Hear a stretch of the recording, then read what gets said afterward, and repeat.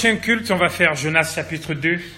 Alors, à ce culte-ci, on va faire Jonas chapitre 1. Vous savez que nous sommes fans, c'est pas juste du fanatisme, on aime faire des prédications textuelles suivies pour parcourir tout un livre de la Bible et voir ce que Dieu veut révéler dans ce livre-là. Et donc, je vous encourage à trouver Jonas dans vos Bibles. Et c'est bon, tout le monde a trouvé? Oui, on est là. Ok. Je galère souvent quand je veux trouver Jonas. C'est tout petit. Même quand je sais où il est, je sais après quel livre il est, et ben faut aller le trouver. Et donc c'est tout petit, et donc c'est compliqué de le trouver souvent. Mais bon, c'est très bien si tout le monde a trouvé. Et donc cet après-midi, ce matin parce que j'ai l'habitude de prêcher le matin, mais on est l'après-midi. Alors cet après-midi, on commence une nouvelle série de prédications. Une nouvelle série de prédications dans le livre de Jonas. Le thème de la prédication, c'est un peu drôle, mais voilà. C'est le thème que j'ai trouvé que j'ai donné pour tous ces livres-là. C'est le poisson ou la mission. Il faut choisir. Ok? Le poisson ou la mission. Parce que dans le livre, il est question de mission, mais aussi, il y a un événement assez marquant avec le poisson. Mais je ne sais pas si vous avez déjà lu tout Jonas. Qui a déjà lu tout Jonas? Ok, d'accord, quelques-uns. Je vais vous encourager à lire ce livre pendant le temps où on va parcourir faire cette série de prédications. Je vous encourage à lire Jonas. Ok, c'est un tout petit livre, 4 chapitres. Il se lit en 15 minutes. 15 minutes, pas plus. Il se lit, on le lit partout. Je veux dire, même en pause, quand vous êtes au boulot, vous sortez votre Bible. En 15 minutes, c'est fait. C'est déjà lu. Ok? Et ici, pour vous mettre un peu d'eau à la bouche, pour vous encourager à lire Jonas, je vais vous dire que si vous lisez Jonas, vous allez voir que là-dedans, il y a une histoire digne d'un conte de fées. Une histoire drôle. Une histoire qui peut faire rigoler. Ok? Cet homme-là qui est avalé par un poisson et rejeté quelque part. Ok, bon, je n'en dis pas plus, je vous laisse lire. Mais de toutes les façons, lorsqu'on parle souvent de Jonas, on parle et on fait souvent une grande fixation sur Jonas et le poisson. Mais en fait, le cœur même, l'idée principale, et j'ai envie de dire les idées principales de ce texte, de ce livre-là, quand vous allez lire tout seul, quand vous allez m'écouter prêcher tout à l'heure, ou alors pendant les groupes de maison, cherchez et soyez attentifs à ces deux idées principales. Les deux idées principales qui ressortent de ce texte-là, c'est premièrement que Dieu est souverain. C'est-à-dire que Dieu a la maîtrise de tout. C'est-à-dire que Dieu maîtrise, il gère tout. Rien n'échappe à son contrôle. C'est de 1, et on verra ça dans Jonas, dans le chapitre 1 au verset 14, on va le voir tout à l'heure. Et la deuxième chose qui est très forte dans ce texte, c'est que le salut vient de l'Éternel. C'est Dieu qui sauve les hommes. Et Dieu sauve n'importe qui, celui qu'il veut. Qu'on le veuille ou pas, Dieu sauve. Le salut vient de l'Éternel. Jonas va le dire plus tard, on va le voir le dimanche 29 avril, et ça sera dans Jonas chapitre 2 au verset 10. Et il va dire, le salut vient de l'Éternel. Donc pendant que vous serez en train de lire, pendant que vous allez m'écouter, pendant les groupes de maison, soyez très attentifs à ces deux notions-là. Pour l'instant, je vous invite à tourner vos Bibles, comme vous l'avez déjà fait, à Jonas chapitre 1, et on va lire ensemble. Alors, Jonas chapitre 1. La parole de l'Éternel fut adressée à Jonas, fils d'Amittai. En ces mots, « Lève-toi, va à Ninive, la grande ville, et crie contre elle. Car sa méchanceté est montée jusqu'à moi. » Et Jonas se leva pour s'enfuir à Tarsis, loin de la face de l'Éternel. Il descendit à Jaffo et il trouva un navire qui allait à Tarsis. Il paya le prix du transport et s'embarqua pour aller avec les passagers à Tarsis, loin de la face de l'Éternel. Mais l'Éternel fit souffler sur la mer un vent impétueux, et il s'éleva sur la mer une grande tempête. Le navire menaçait de faire naufrage. Les mariniers eurent peur. Ils implorèrent chacun leur Dieu, et ils jetèrent dans la mer les objets qui étaient sur le navire, afin de le rendre plus léger.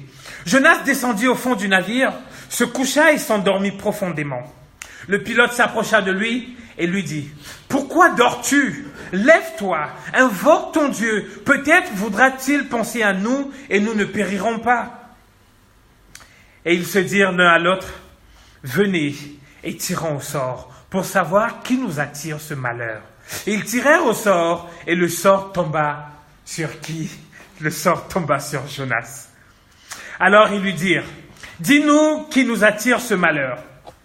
Quelles sont tes affaires et d'où viens-tu?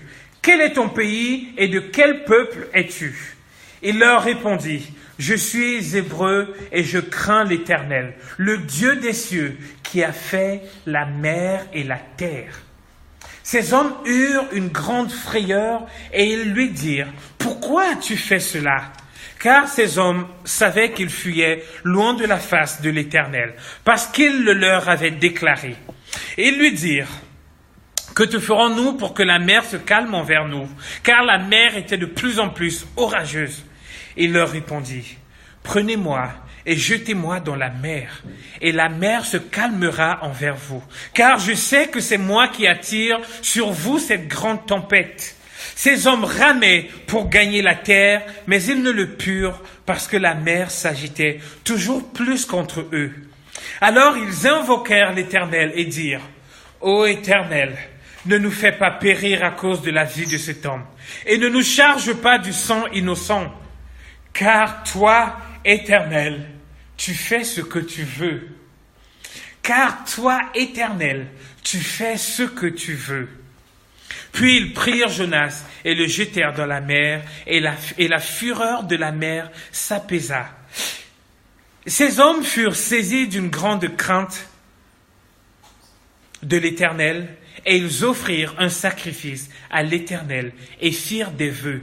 On ne va pas s'arrêter au verset 16, mais on va aller jusqu'au chapitre 2, juste le verset 1. Ok? L'Éternel fit venir un grand poisson pour engloutir Jonas. Et Jonas fut dans le ventre du poisson 3 jours et 3 nuits. Voilà le texte sur lequel on va réfléchir cet après-midi. Et c'est la parole de l'Éternel. Amen. Je vous propose de prier encore. Et je vais commencer. Dieu notre Père, Dieu notre Roi, nous te remercions pour ta grâce et ta bonté. Nous te remercions parce que tu es le Dieu souverain, grand, qui maîtrise tout. Tu es le Dieu du salut. Nous prions que tu nous parles par ce texte, que tu nous enseignes, Seigneur, au nom de Jésus. Amen. Voilà donc le texte de la première prédication. Je vous invite à bien garder les Bibles ouvertes en Jonas chapitre 1. On va regarder ce texte. J'ai mis là la petite illustration de la série. C'est Jonas avec les deux points forts qu'il y a dans tout le livre. C'est que Dieu est souverain et que le salut vient de l'Éternel. On va regarder ce premier chapitre ici avec 3 points particuliers. On va voir que, déjà le thème de cette première prédication, c'est « Lève-toi, va ». C'est ce que le Seigneur dit à Jonas. « Lève-toi, va ». Et on va voir 3 points particuliers. On va voir que dans les 2 premiers versets, il est question de la mission. Ok? Il est question de la mission. Et ensuite, dans les versets 3 à 14, on va voir la démission de Jonas. 1 à 2, Dieu envoie Jonas en mission. 3 à 14, Jonas démissionne. Et dans les versets 15 à 16, ou alors jusqu'au chapitre 2, verset 1, on va voir la rémission. Ok? Je n'ai pas fait exprès d'avoir MDR. Ok? Donc, je n'ai pas fait exprès. Ça sort naturellement du texte. Ok? Donc, c'est la mission premièrement, la démission ensuite et la rémission. Ok? L'idée de la mission, on va le voir. Premièrement, regardez avec moi dans les 2 premiers versets. La parole de l'Éternel fut adressée à Jonas, fils d'Amittai, en ces mots.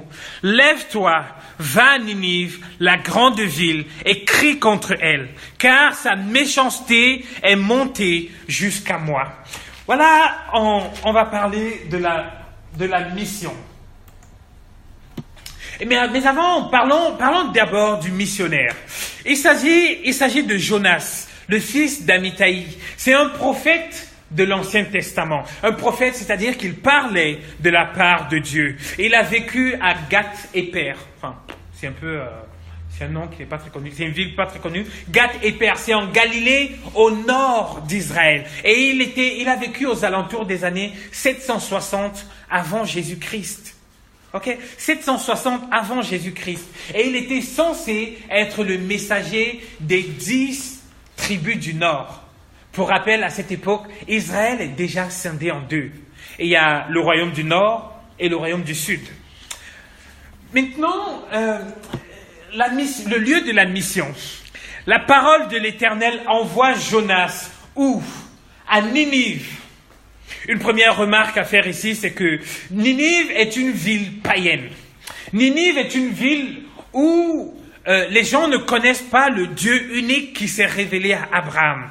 Généralement, les prophètes étaient envoyés dans Israël pour les enfants d'Israël. Et Jonas est le premier prophète à partir à l'international. On voit ici que Dieu réaffirme une fois de plus le salut qui lui appartient et qui est international. Dieu envoie son prophète à l'international. C'est assez impressionnant parce que si vous vous souvenez bien, lorsque Dieu se révèle à Abraham, qu'est-ce qu'il lui dit? Il dit, je te bénirai et les autres nations seront bénies par toi. Ok? Donc, ici, Dieu envoie son prophète dans une nation étrangère.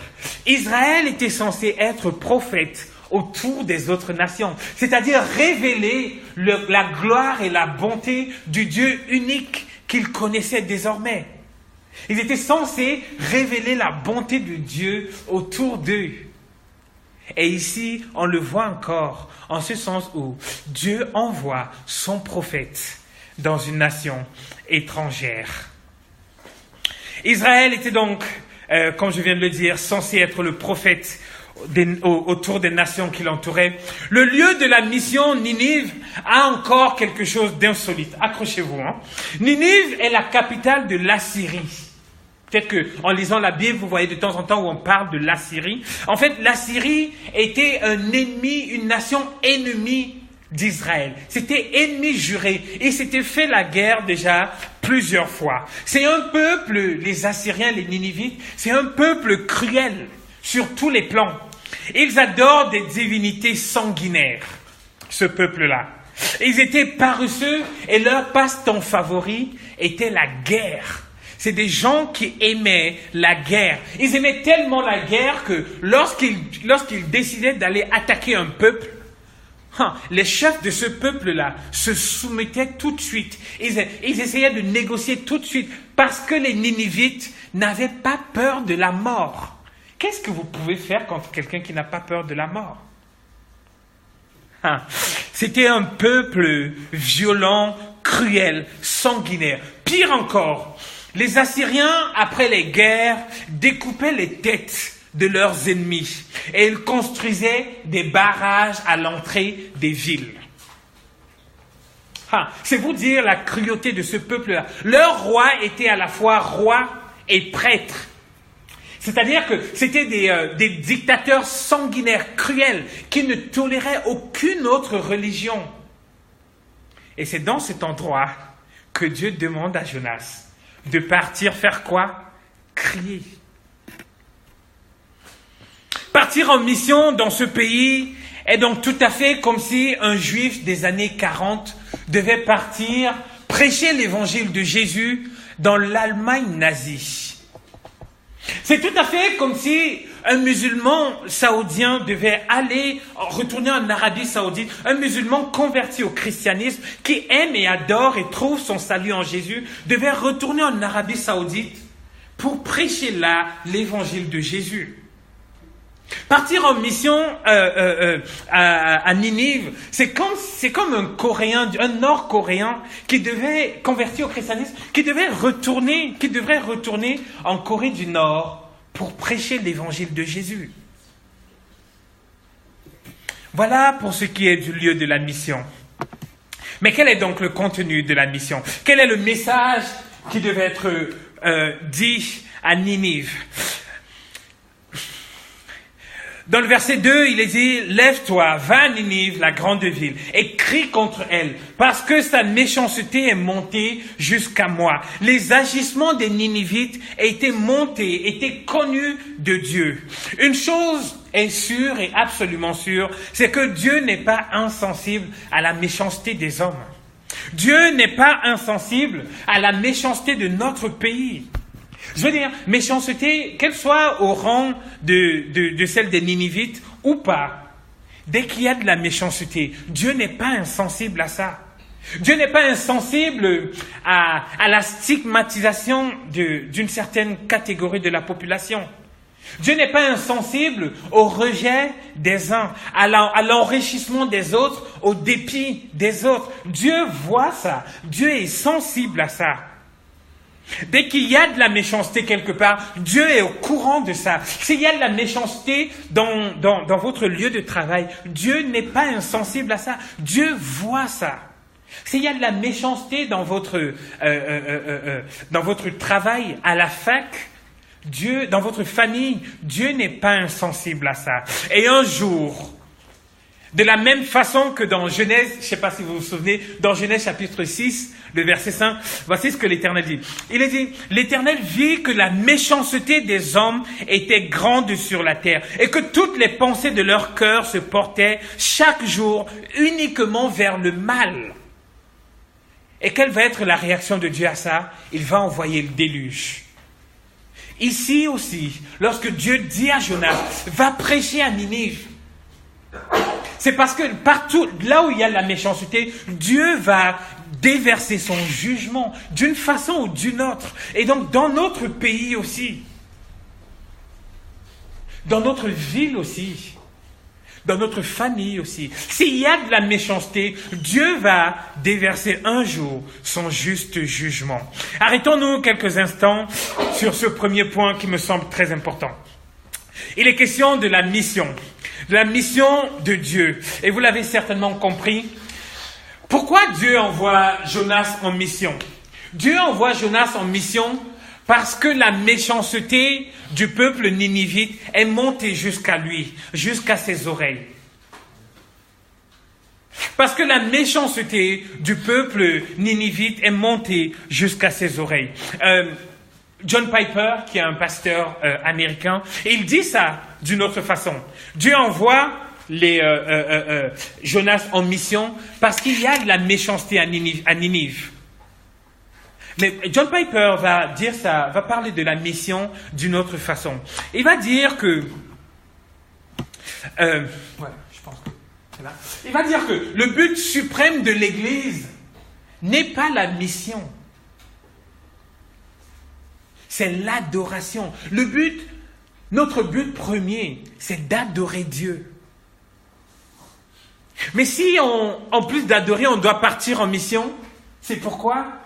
C'est parce que l'adoration n'existe pas. Je ne sais pas si ça fait sens là. Jonas va en mission à Ninive parce que ces personnes-là n'adorent plus Dieu. C'est-à-dire que dès que le regard est détourné de Dieu, de l'adoration de Dieu, alors c'est la méchanceté qui s'installe. Et c'est pour ça que Dieu envoie Jonas à Ninive. C'est pour ça que Dieu nous envoie à Villeparisis. Parce que Villeparisis, 30 000 habitants, mais pas d'adoration. Pas de lieu d'adoration. Pas de peuple d'adorateurs. L'idée n'est pas que personne n'adore. Au contraire, l'idée est plutôt que des gens adorent. Baudelaire, qui est un Français, un philosophe français, disait que l'homme est un animal qui adore. On adore tous quelque chose. Mais des fois, l'adoration est mal placée. On adore l'argent. On adore notre famille. On adore la grandeur. On adore le pouvoir. On adore le sexe. On adore toutes sortes de dépravations. Ayant ça, l'adoration est mal placée. Et Dieu dit, allez crier, lève-toi et va. En fait, l'idée de la mission ici revêt un double caractère. Lorsque Dieu dit à Jonas, lève-toi, va. Et il y a premièrement l'urgence et il y a aussi la confiance. L'urgence parce que lorsque Dieu envoie en mission, c'est parce que les hommes qui ne connaissent pas Dieu sont en danger. Et ils sont en plus grand danger. Ils courent le plus grand danger qui existe, de subir à un moment donné la juste colère, le juste jugement de Dieu. C'est ça l'urgence. C'est-à-dire que toutes les personnes que vous connaissez, ou alors si vous êtes ici et que vous ne connaissez pas encore Jésus comme Seigneur et Sauveur, vous courez un grand danger. Toute personne qui ne s'est pas encore repenti devant Jésus et l'accepter comme Seigneur et Sauveur, court un grand danger. C'est quoi? Celui de subir la colère de Dieu. Je dis ça pour qu'on se rende compte de l'urgence. C'est peut-être une femme, c'est peut-être un mari, c'est peut-être des enfants, c'est peut-être des frères et des sœurs, c'est peut-être des collègues, des cousins, toute personne qui n'est pas encore prosternée devant Jésus court ce danger-là. Mais à côté de ça, il y a une confiance dans laquelle on doit partir en mission. Parce que lorsque Dieu envoie une mission, c'est certainement parce que il a déjà des personnes qu'il veut sauver. Lorsque Dieu nous envoie à Villeparisis, c'est certainement parce qu'il y a des personnes ici que Dieu veut sauver. C'est certainement parce que Dieu lui-même est déjà parti en mission devant nous. Et ça, c'est tellement rassurant. C'est-à-dire de partir en mission avec confiance. Parce que Dieu lui-même est déjà parti en mission. Le deuxième point, c'est la démission. C'est ce qu'on voit dans les versets 3 à 14. Jonas est envoyé en mission, mais surprise. Jonas ne veut pas y aller. Il veut démissionner de son rôle de prophète. Et pour démissionner, il va adopter une stratégie que je trouve un peu puérile. Une stratégie qui est enfantine. Et c'est ce qu'on voit au verset 3. Regardez avec moi au verset 3. Jonas se leva pour s'enfuir à Tarsis, loin de la face de l'Éternel. Il descendit à Jaffo et trouva un navire qui allait à Tarsis. Il paya le prix du transport et s'embarqua pour aller avec les passagers à Tarsis, loin de la face de l'Éternel. Voilà quelle est la stratégie. Voilà quelle est la stratégie de Jonas. Il fuit pour aller à Tarsis. Sa stratégie, c'est la fuite. Il va descendre à Jaffo. Jaffo est à 100 km de là où Jonas vivait. Il descend, il parcourt 100 km et Dieu lui dit, va à l'est, parce que Ninive se trouve à l'est et Jonas va partir à Tarsis. Il va à l'extrême opposé. Il va à l'ouest. Quand Dieu dit, lève-toi, va à l'est, il part, il se lève quand même, mais au lieu d'aller à l'est, il va à l'ouest. Jonas doit aller en mission, mais il décide d'aller où son cœur désire. Il descend à Jaffo, il trouve un navire, jusque-là tout va bien, son évasion semble parfaitement réussie. Et j'ai dit que c'était un peu puéril sa tentative d'évasion. Parce qu'il essaie de s'enfuir loin de la face de l'Éternel. S'il faut fuir le maire de Villeparisis, une bonne stratégie, ce serait d'aller en Corse, par exemple. Bon, voilà. S'il faut fuir le président français, si on part en Chine, ça va, on est loin. Loin, pourquoi? Parce que le maire de Villeparisis, comme le président français, sont limités dans leur pouvoir, ils sont limités dans l'espace, ils sont limités dans le temps. Mais comment comprenez-vous que ce prophète, qui doit certainement bien connaître Dieu, et qui sait parfaitement qu'il n'y a pas un seul millimètre carré de la surface de la terre que Dieu ne maîtrise pas. Comment comprenez-vous qu'il essaie de fuir, de partir à Tarsis en se disant « Je vais partir là-bas et peut-être que Dieu ne me verra pas ». C'est assez drôle, hein? Surtout qu'il doit connaître les psaumes. Et si vous connaissez vous aussi les psaumes, dans le psaume 139, je vous lis quelques versets, de versets 7 à 12. Il est dit « Où irai-je loin de ton esprit ? Et où fuirai-je loin de ta face? Si je monte aux cieux, tu y es. Si je me couche au séjour des morts, t'y voilà. Si je prends les ailes de l'aurore et que j'aille habiter à l'extrémité de la mer, là aussi ta main me conduira et ta droite me saisira. Si je dis, au moins les ténèbres me couvriront, la nuit devient lumière autour de moi. Même les ténèbres ne sont pas obscures pour toi. La nuit brille comme le jour et les ténèbres comme la lumière. Impossible de fuir Dieu. Absolument impossible. Et peut-être qu'en écoutant ça, vous vous dites, si c'est peine perdue de fuir l'appel de Dieu, pourquoi Jonas fuit l'appel de Dieu? Et si vous vous posez cette question en ce moment, si vous ne vous la posez pas, je vous la pose maintenant, et je ne vais pas vous donner la réponse, je vais vous donner quand même un indice. Ok? Où trouver la réponse? Parce que pour vous encourager à lire tout Jonas. D'accord? La réponse se trouve au chapitre 4. Pourquoi est-ce que Jonas fuit, ne veut pas aller en mission? La réponse se trouve au chapitre 4. Ok? Donc, prenez le temps de lire. Et si vous trouvez la réponse, n'hésitez pas à m'envoyer un petit message, un petit texto. Ok?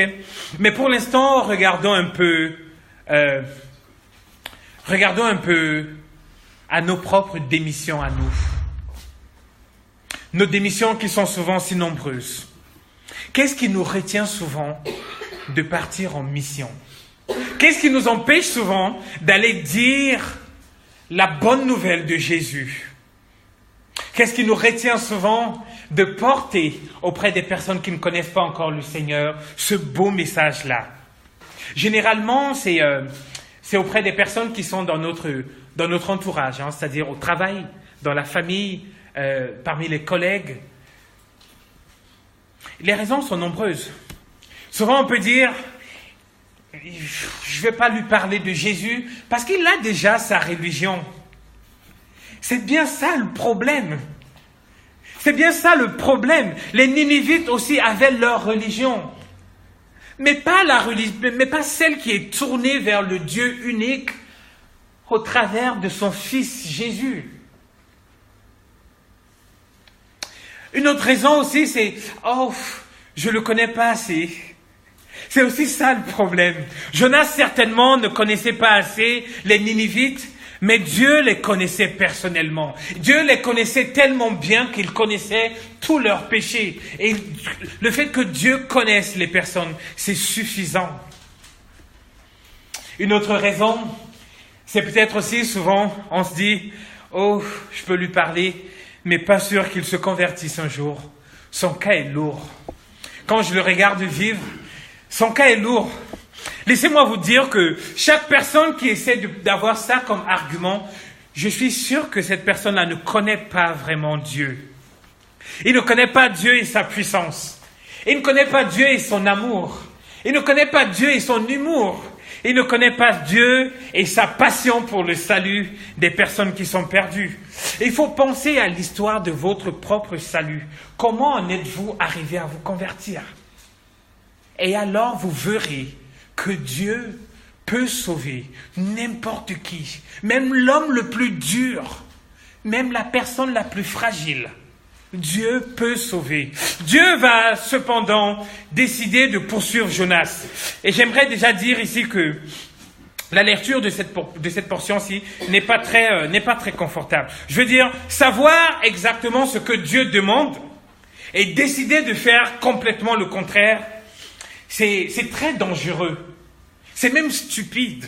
Permettez l'expression. Savoir exactement ce que Dieu veut et décider souverainement, naturellement, de faire tout le contraire. Souvenez-vous que les thèmes principaux, c'est la souveraineté de Dieu et le salut qui vient de l'Éternel. Voyons donc comment Dieu va exercer sa souveraineté et manifester son salut dans la poursuite de Jonas. Dans les versets 4 à 6, Dieu va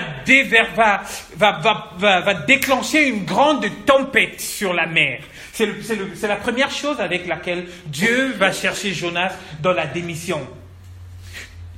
Si vous me demandez à moi, quand est-ce qu'il faut aller en mer, moi je ne saurais pas vous dire. Mais si vous le demandez à des navigateurs professionnels, ils sauraient vous dire. Et il y a des moments où ils ne vont pas en mer. Ok? Et il y a des moments où parce qu'ils connaissent la gravité, la dangerosité, les risques qu'il y a. Et donc s'ils organisent des voyages à ce moment, c'est certainement parce que normalement la mer est censée être tranquille. Mais Dieu envoie une grande tempête, une tempête suffisamment forte pour inquiéter tout le monde, pour faire paniquer tout le monde dans le navire. Au point où même ces navigateurs professionnels vont être pris de panique. Si vous me mettez, moi j'ai pris le bateau l'été dernier pour aller en Corse. Je peux vous dire que j'étais pas très rassuré. Quand je suis monté là, que je regardais, je voyais l'eau partout, je me suis dit... Mais cependant, il y avait des personnes qui ont l'habitude. Ils étaient là, et pour eux, ils n'avaient aucun souci, ils n'avaient aucun problème. Mais si la tempête que Dieu a envoyée sur la mer ici, était suffisamment violente pour inquiéter chacun de ces marins-là. Et je pense que c'était la première alerte. C'est certainement la première chose qui leur a donné matière à réfléchir. Parfois, Dieu veut gagner notre attention par des tempêtes que nous traversons. Il règne sur les circonstances les plus diverses. La pluie et le beau temps. Les difficultés sont parfois là pour nous rendre attentifs à notre dépendance de Dieu. Nous pensons pouvoir vivre sans lui et soudainement rien ne va plus. Et nous nous rendons compte qu'il est lui-même notre vie et que nous n'avons pas de vie en dehors de Dieu. C.S. Lewis va écrire « Dieu murmure dans nos moments de joie, mais tonne dans nos souffrances. La souffrance est son mégaphone pour réveiller un monde engourdi. Souvent, Dieu utilise la souffrance et des moments de tempête, de turbulence pour nous réveiller un peu. Et c'est exactement ce qui se passe ici. La tempête va souffler et il y a deux réactions.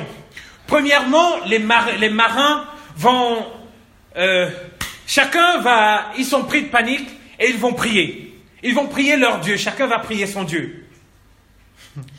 Et en lisant cette partie-là, j'ai pensé à la phrase d'un général d'armée. Un général d'armée de la Première Guerre mondiale. Et il disait, il n'y a pas d'athée dans les tranchées. Je ne sais pas si vous comprenez le sens. C'est-à-dire que quand il y a des coups de feu, quand on est en danger de mort, personne n'est athée. Chacun cherche Dieu. Mais ces mariniers ne connaissaient... Ils cherchent Dieu, mais pas au bon endroit. Ils cherchaient, ils ont prié leur Dieu. La deuxième réaction est celle de Jonas. Lui, il reste imperturbable. La tempête n'est pas suffisante pour le reprendre dans sa conscience. Il ne veut pas aller crier contre Ninive de la part de l'Éternel. Il est même prêt à mourir pour cela. Et il va faire quoi? Il va descendre, s'endormir profondément au fond du navire. Advienne que pourra. Plus encore, de son insouciance, il n'a aucune compassion pour les autres équipiers du navire. C'est-à-dire que advienne que pourra. Ils peuvent mourir et cela ne m'importe peu. Et j'aimerais qu'on voit un peu ici jusqu'où la désobéissance peut nous entraîner. On sait ce que Dieu veut, mais on décide de faire le contraire. Notre cœur s'endurcit et on devient même insensible au sort des autres. La deuxième chose avec laquelle Dieu poursuit Jonas, c'est justement le sort. Il va aller un peu plus loin. Il va montrer qu'il est souverain. Il utilise les vents et les tempêtes comme il veut. Et maintenant, il va changer, il va conduire et guider le sort pour démasquer Jonas. Les mariniers, au verset 7, vont dire, venez, tirons au sort pour savoir qui c'est qui attire sur nous ces grands malheurs. Et le sort va tomber sur qui? Jonas. Dieu va conduire le sort sur Jonas, encore une fois de plus. Mais la réponse de Jonas va être surprenante. Regardez, verset 8-9. Alors ils lui dirent, dis-nous qui nous attire ce malheur. Quelles sont tes affaires et d'où viens-tu? Quel est ton pays et de quel peuple es-tu? Il leur répondit, je suis au verset 9, je suis hébreu et je crains l'Éternel, le Dieu des cieux qui a fait la mer et la terre. Voilà la réponse de Jonas. Je suis hébreu et je crains l'Éternel. Le Dieu des cieux qui a fait la mer et la terre. C'est la réponse de Jonas. Jonas n'est pas devenu athée lorsqu'il décide de partir en sens inverse. Jonas ici est ce chrétien qui sait exactement ce que Dieu veut, mais qui fait tout le contraire. Jonas n'a pas renié sa foi, mais il est ce chrétien qui fait des choix contraires à ceux de Dieu. C'est ce chrétien qui déteste lorsque Dieu demande d'aimer comme nous aussi on a été aimés à la croix. C'est ce chrétien qui décide de garder rancune lorsque Dieu demande de pardonner, lorsque nous-mêmes avons été pardonnés par son Fils Jésus. C'est ce chrétien qui critique alors que Dieu demande de protéger la réputation des autres. La réponse de Jonas a certainement mis la puce à l'oreille des mariniers. Et ils ont peur. Et ils sont pris de crainte. Je crains l'Éternel, celui qui a fait le ciel, la terre et les mers. Il craint le Créateur des cieux. Mais là encore, j'aimerais vous faire remarquer deux choses. Lorsque Jonas donne cette réponse, les marins tremblent, mais Jonas reste insensible. C'est terrible. Voyez comment on dégringole lorsqu'on commence à jouer avec la volonté de Dieu. La troisième chose avec laquelle Dieu va poursuivre Jonas, c'est une chose terrible. Quand vous aurez lu tout Jonas et que vous aurez compris ce qui se passe complètement dans le livre, vous verrez que l'idée que Dieu utilise des marins païens pour reprendre Jonas, le prophète de l'Éternel, le juif pur souche, est complètement terrible. C'est une humiliation sans pareil. À la question de savoir ce qu'il faut faire pour que la mer s'apaise, c'est ce qu'on voit au verset 11. Que ferons-nous pour que la mer se calme envers nous? À cette question-là, Jonas ne va pas répondre « Je suis désolé, faites demi-tour et retournons, redéposez-moi à Jaffo et je vais aller à Ninive. Peut-être que la mer va se calmer. » Absolument pas. Jonas est ce que j'aimerais appeler un jusqu'au-boutiste. Rien ne l'impressionne. Il ne tremble pas. Il ne s'arrête pas dans son péché. Il dégringole et il continue. Il va dire quoi? Jetez-moi dans l'eau. Hors de mon esprit l'idée de pouvoir aller prêcher la repentance et le pardon des péchés à ces Ninivites, à ces païens. S'il le faut, tuez-moi. Et il veut aller jusqu'au bout. Il demande la mort. Il leur répondit, prenez-moi et jetez-moi dans la mer, et la mer se calmera envers vous, car je sais que c'est moi qui attire sur vous cette grande tempête. Mais voici donc ce qui va se passer. Il va se passer quelque chose d'assez incroyable ici. Jonas, je l'ai dit tout à l'heure, il n'a eu aucun égard pour ces marins-là. Il est allé se coucher au fond du navire et pour s'endormir tranquillement. Advienne que pourra. Mais ici, regardez, il va se passer quelque chose d'assez impressionnant. Regardez au verset 13. Ces hommes ramaient pour gagner la terre, mais ils ne le purent parce que la mer s'agitait toujours plus contre eux. Ils vont essayer de ramer. C'est-à-dire, tout de suite, Jonas leur dit, jetez-moi dans l'eau. Mais ces gars, on dirait qu'ils ont plus de conscience que Jonas. Peut-être que l'idée d'avoir entendu parler, lorsque Jonas a parlé du Dieu unique, vrai, souverain, a mis de la crainte dans leur cœur. Et tout de suite, ils n'imaginent pas de tuer un homme. Et ils font quoi? Ils essaient de ramer. Jonas n'a eu aucun égard pour leur vie, mais eux, ils en ont pour sa vie. Et ça, c'est fort, c'est humiliant. Combien de fois vous êtes déjà au boulot, vous entendez ce collègue-là qui n'est pas du tout chrétien, qui vous dit, est-ce que c'est chrétien d'avoir parlé comme ça? Est-ce que c'est chrétien d'avoir réagi comme ça? Ils savent que vous êtes chrétien. Est-ce que c'est chrétien d'avoir méprisé cette personne-là? Est-ce que c'est chrétien d'avoir traité ta femme comme ça? C'est exactement ça qui se passe ici. Des païens qui envoient un signal fort à la conscience de Jonas. Au verset 14, alors ils invoquèrent l'Éternel et dirent, ô Éternel, ils sentent qu'ils n'ont pas de choix. Ô Éternel, ne nous fais pas périr à cause de la vie de cet homme, et ne nous charge pas du sang innocent. Car toi, Éternel, tu fais ce que tu veux. Car toi, Éternel, tu fais ce que tu veux.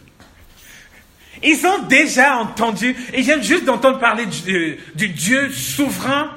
Et là c'est déjà acquis pour eux. Dieu fait ce qu'il veut. Et j'aimerais vous dire quelque chose. C'est rassurant d'entendre que Dieu fait ce qu'il veut. Psaume 115. Notre Dieu, pourquoi les nations diraient-elles, où donc est leur Dieu? Notre Dieu est au ciel et il fait ce qu'il veut. Vous savez pourquoi c'est rassurant? C'est rassurant parce qu'on sait aussi que Dieu veut notre bien. Alors si Dieu veut notre bien et qu'il peut tout faire, tout ce qu'il veut, alors c'est rassurant. C'est rassurant de savoir ça, que Dieu veut notre bien. Le troisième point, c'est la rémission.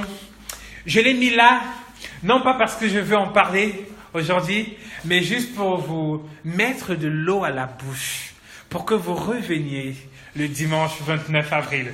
Parce que, et je vous donne deux petits indices, il y a la rémission pour les mariniers, pour les personnes qui sont dans le navire. Dans le verset 15 et 16, qu'est-ce qui se passe lorsqu'ils jettent Jonas dans l'eau? Qu'est-ce qui se passe? Regardez au verset 15.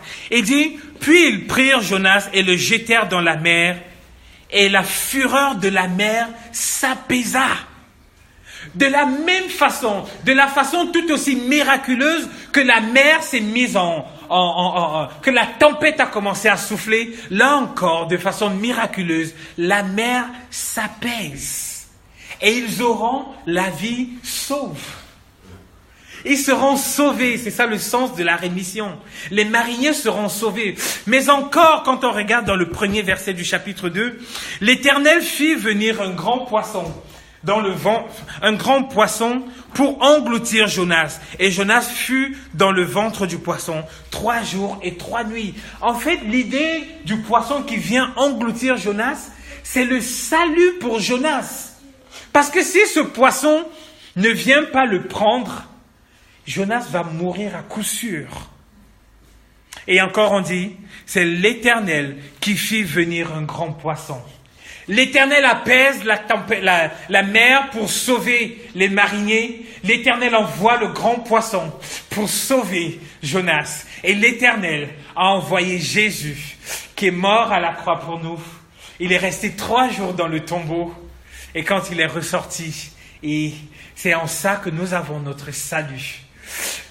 La partie rémission, on la verra dans la prochaine prédication, dimanche le 29. Donc voilà, si vous voulez en savoir plus, vous n'avez qu'à venir dimanche 29 avril. Pour l'instant,